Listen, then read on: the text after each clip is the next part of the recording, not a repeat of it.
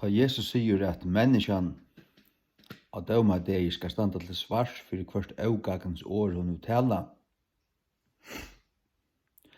Augagens år. Every idle word, idle. Nyttulest.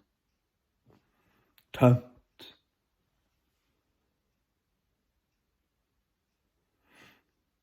Hva er det? Tømt ord, idle. I-D-L-E. Ikke I-D-O-L, men I-D-L-E.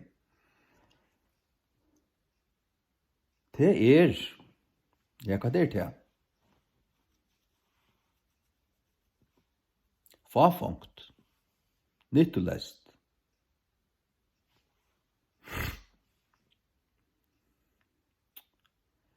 Ja. Jeg vil si, det til dømes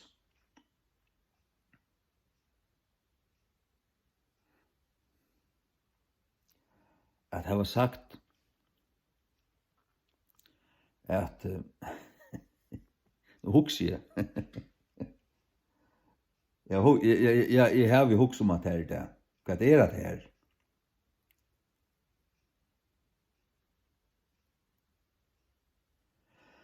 Sagt du, folk har så øyelig ilt av mer alt det som jeg har sagt. Og sjur, du har sagt så nekv. Ja, jeg har sagt nekv. Men jeg meter det ikke som augangsår. Jeg har sagt øyla nekv og kraftig år og kraftig talo. Salta jeg talo. Men det augangsår? Ja, nå spyr jeg tikkun. Det mun i år augangsår, eller det gagnandi år? Det nei år? Det år tala og rattar tog som tronja til?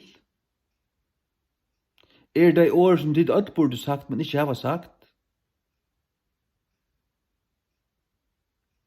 Og som tætun klotte. Den blåsta nissa. Gjemmer kraft, folkens.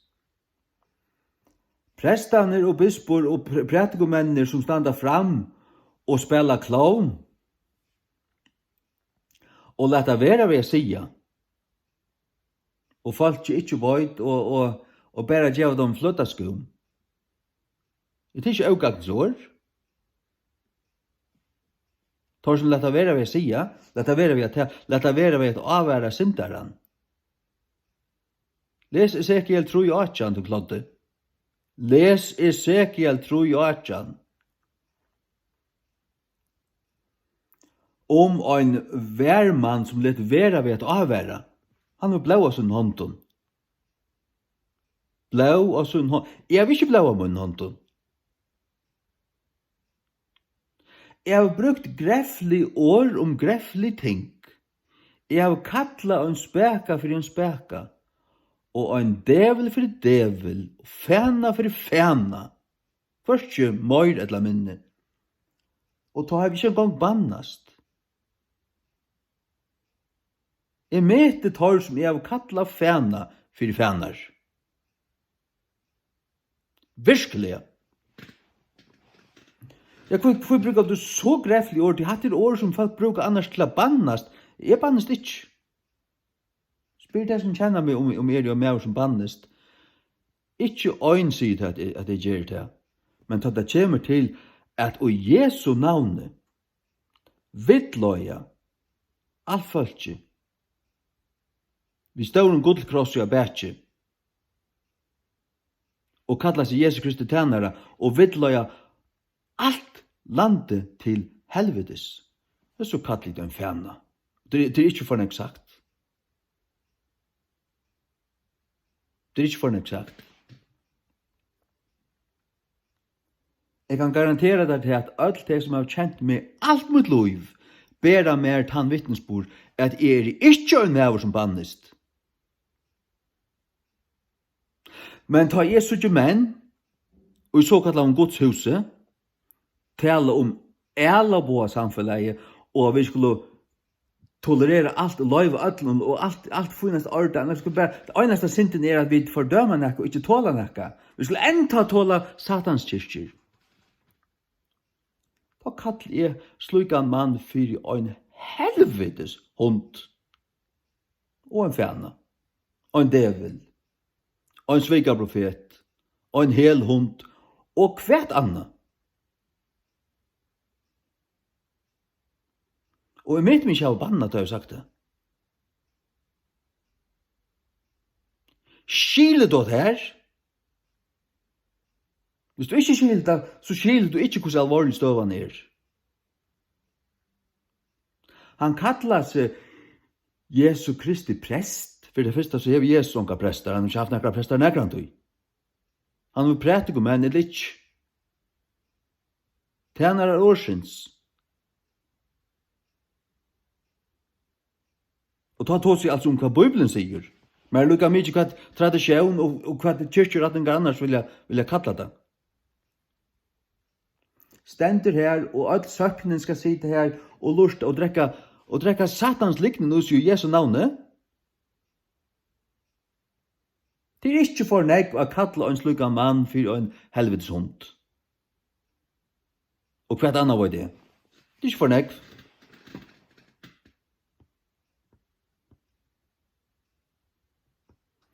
Det er så alvorligt. Det er ufattelig alvorligt.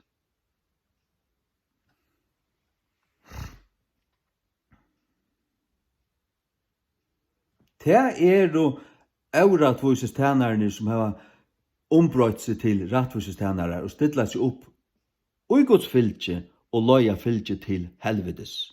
Det er ikke mener svarta løy, det er ikke Jekvann Frygsson, det er ikke Anne Jesu Mettebell, og det er ikke Theodor Olsen.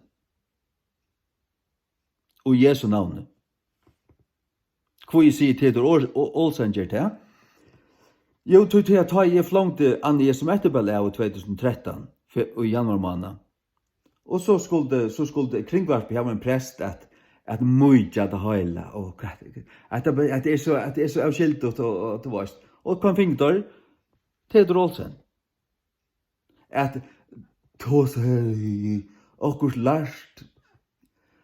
akkurat lart svans som ikke er, og ikke er svart, ikke kvitt, alt er bare blød. Hadde det? Du var ikke til et øynast av dette. Egentlig merker til at jeg sier at nye vender oppvender nye, og svart er kvitt, og kvitt er svart. Hadde det som prestene gjør det så at det kom. Ikke salt, ikke sukker, ikke ratt, ikke forkjert. Alt er bare...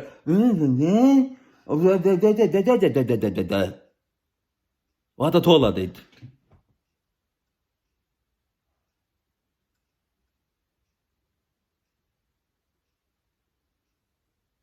Gjev meg kraft, altså.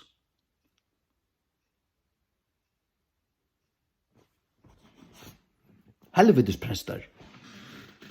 De tåla og fylgja helvetes prestor. At det er helvetes prester.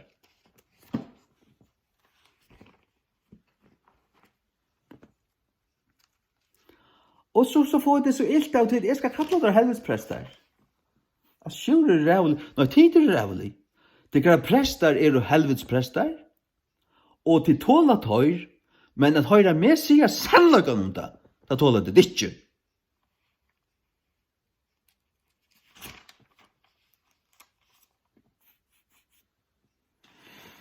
Hva kallar man til? Man kallar til å være forgandaur. Det er å forgandai. Forgandai.